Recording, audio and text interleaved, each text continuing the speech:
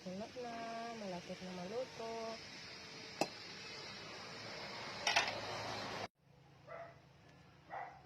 Luto na, kain na for lunch.